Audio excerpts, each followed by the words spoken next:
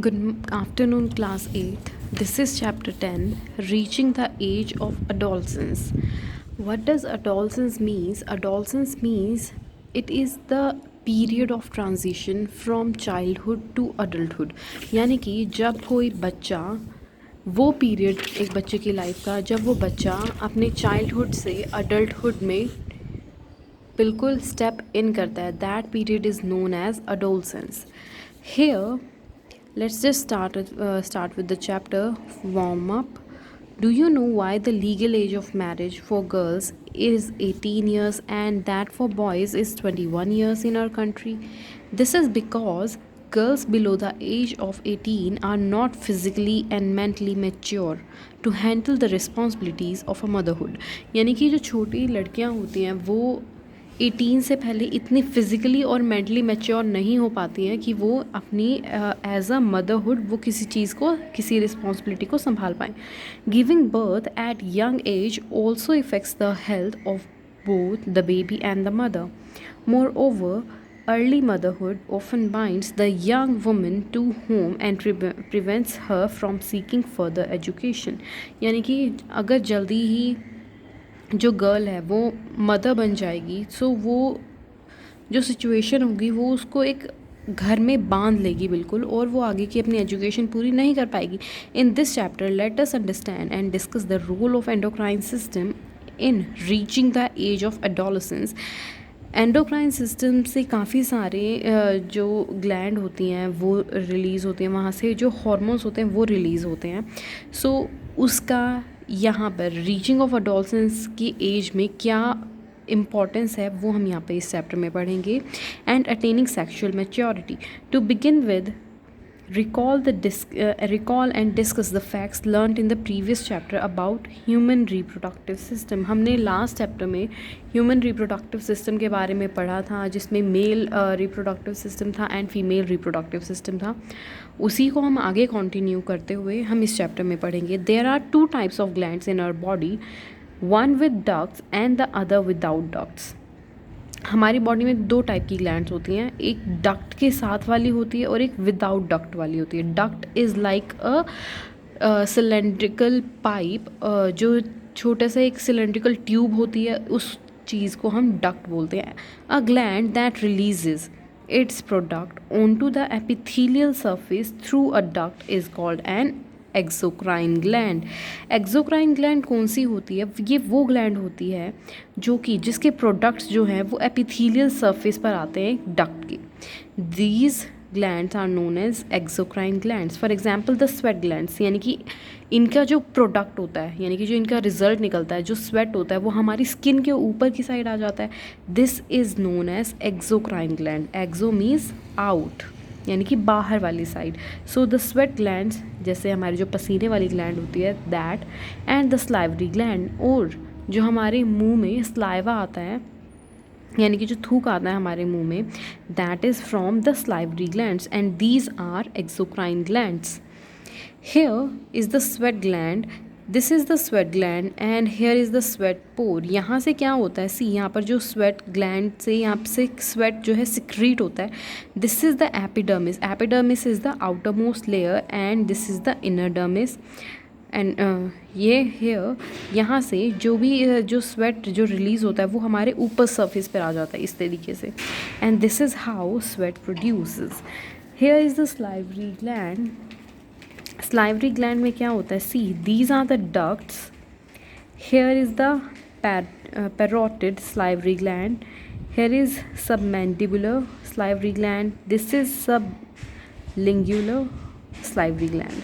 So these are some salivary glands through which the saliva secretes. Moving next, here a gland that has no ducts and releases its product directly into the bloodstream is called an endocrine gland. यानी कि जिसकी कोई duct ही नहीं होती. सी हमने यहाँ पर क्या पढ़ा था, 2 टाइप की ग्लैंड होते हैं, जो डक्ट के साथ वाली होती हैं और जो विदाउट डक्ट वाली होती हैं. डक्ट के साथ वाली होती हैं एक्सोक्राइन ग्लैंड और जो बिना डक्ट की होती हैं these are known as endocrine glands.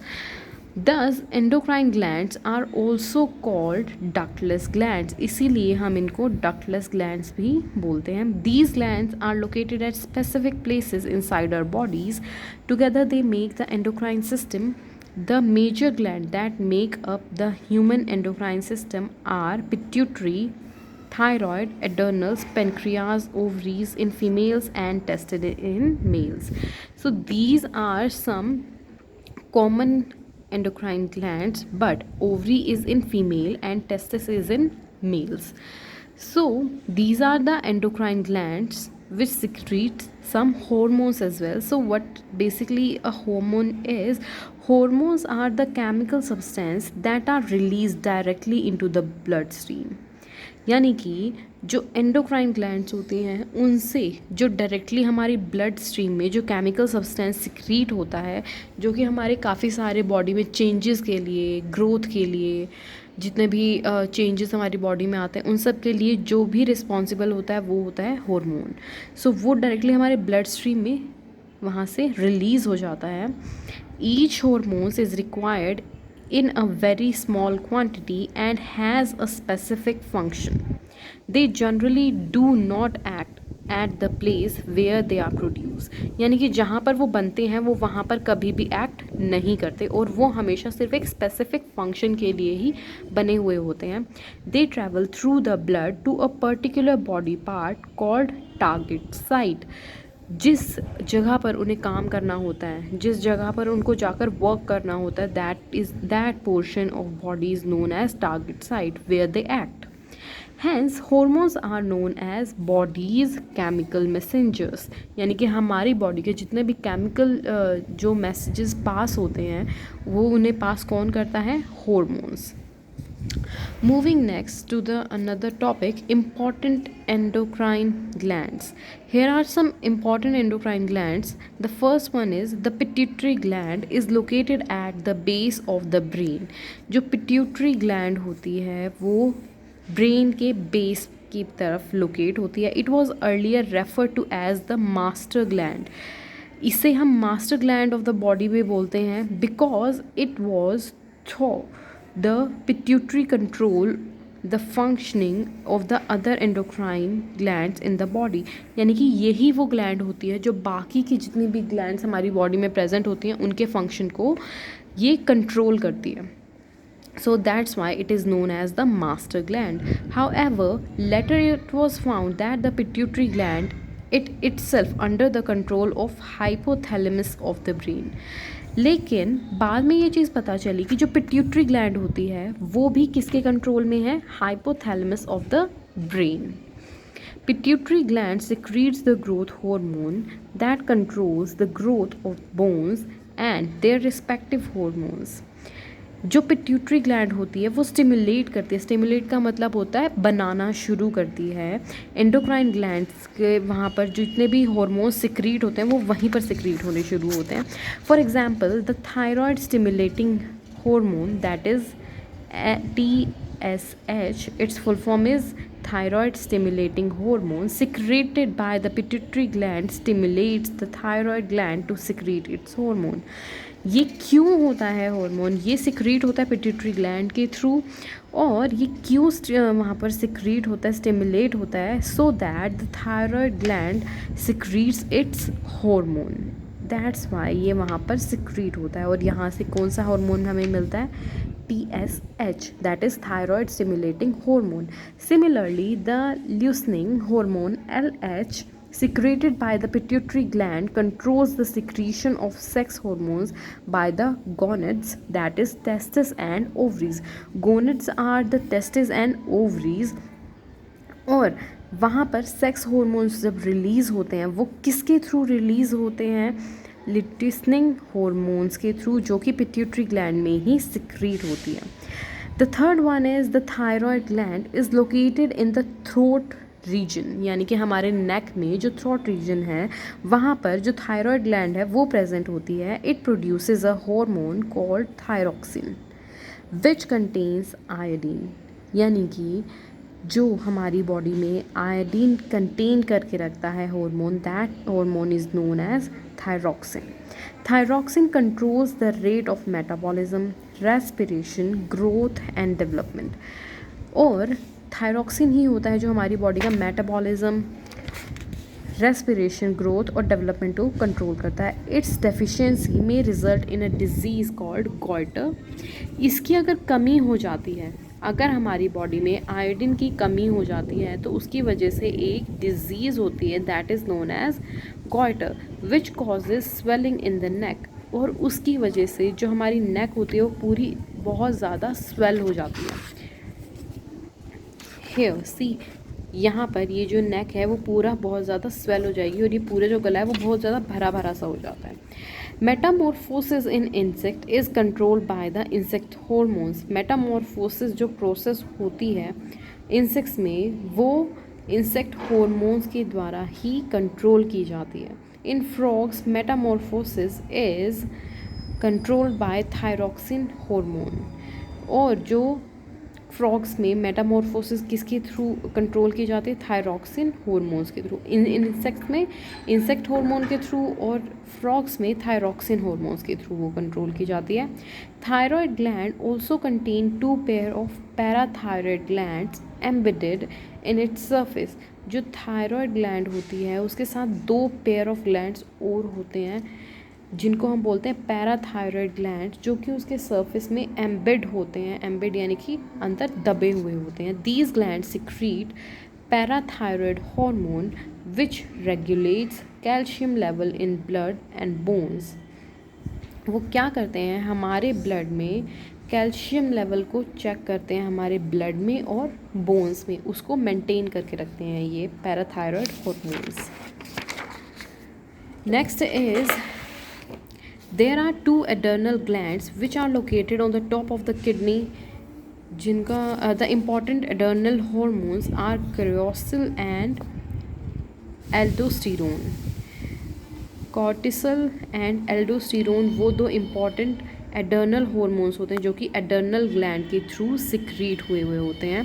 Adrenal gland also secrete adrenaline hormone. जो एड्रेनल ग्लैंड होती है वो एड्रेनलिन हार्मोन भी सिक्रीट करती है which prepares the body to act in a potentially stressful और डेंजरस सिचुएशन। जो कि हमारी बॉडी को जब हम डेंजरस सिचुएशन में हम पड़ जाते हैं तो हमारी दिमाग में क्या क्या चीज़ें आने लग जाती हैं कि कैसे हम उससे पीछा छुड़ाएंगे या हमें उस टाइम पे कैसे रिएक्ट करना चाहिए। वो सारी की सारी एड्रेनलिन हार्मोन के थ्रू हमारे माइंड में वो चीज़ें स्ट्राइक करती हैं। These hormones make us experience emotional states such as anxiety, anger and excitement. और इसी हार्मोन की वजह से हमें एंजाइटी होती है यानी कि बेचैनी होती है, एंगर गुस्सा आता है और एक्साइटमेंट होती है। The changes brought about the adrenaline hormone are quick, widespread but short lived। लेकिन ये कैसे होते हैं? काफ़ी ज़्यादा क्विक होते हैं और काफ़ी जल्दी ये फैल जाते हैं, लेकिन इनकी लाइफ जो होती है वो बहुत ज़्यादा शॉर्ट होती है। They include increase in heart rate, blood sugar level and overall energy level of the body. और ये हमारे जो ब्लड में ये हमारे heart rate, blood sugar level और इन सब चीज़ों के लिए ये इनको इंक्रीज़ करते हैं, तो तब ये इस चीज़ पर डिपेंडेंट होते हैं।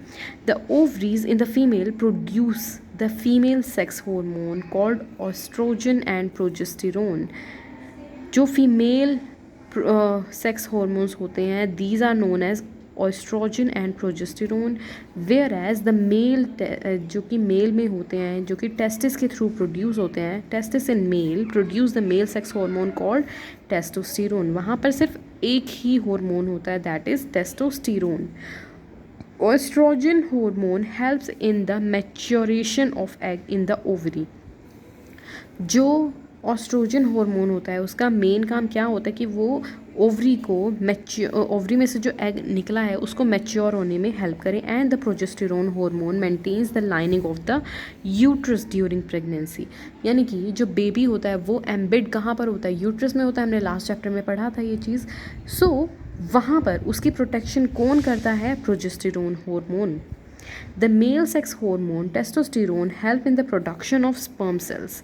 जो टेस्टोस्टेरोन होते हैं वो स्पर्म सेल्स बनाने में हेल्प करते हैं। These hormones also regulate secondary sexual characteristics, और इसी की वजह से जो बाकी की सेकेंडरी सेक्शुअल कैरेक्टरिस्टिक्स आती हैं वो भी इन्हीं पर डिपेंडेंट होती हैं। The secretion of these hormones are under the control of pituitary gland, और ये किसके अंडर कंट्रोल होती है? इनका पिट्यूटरी ग्लैंड इनको कंट्रोल करती है। Here the pancreas secretes two hormones, insulin and glucagon। जो इंसुलिन और ग्लूकागन होती है वो पैनक्रियाज के द्वारा सिक्रीट की जाती है, which regulates the amount of sugar in the blood, और वो हमारे ब्लड में शुगर के अमाउंट को मेंटेन करके रखती है, बैलेंस करके रखती है। Inability of the body to produce insulin in sufficient quantities में result in a disease called diabetes. जब हमारे ब्लड में जो इंसुलिन का लेवल है वो बढ़ जाता है, यानी कि सफिशिएंट लेवल से ज़्यादा इंक्रीज़ हो जाता है, देन हमें एक बीमारी हो जाती है, that is known as diabetes. Diabetes को हम नॉर्मल भाषा में शुगर की बीमारी भी बोलते हैं। उसमें क्या होता है कि जो शुगर लेवल होता है हमारे ब्लड में वो बढ़ जाता है इंसुलिन के बढ़ने की वजह से। Here is a column, it's interesting. Plant also have hormones that regulate different life processes including germination। Plants में भी जो हॉर्मोन्स होते हैं वो भी डिफरेंट लाइफ प्रोसेसेस के थ्रू उनमें इंक्लूड होते हैं वो सारे हॉर्मोन्स, जर्मिनेशन में जैसे ग्रोथ में और उनके मेटाबॉलिज्म में। Plant hormones are known as phyto hormones. Plants hormones को फाइटो हॉर्मोन्स बोला जाता है। So this is it for today's class. Thank you very much.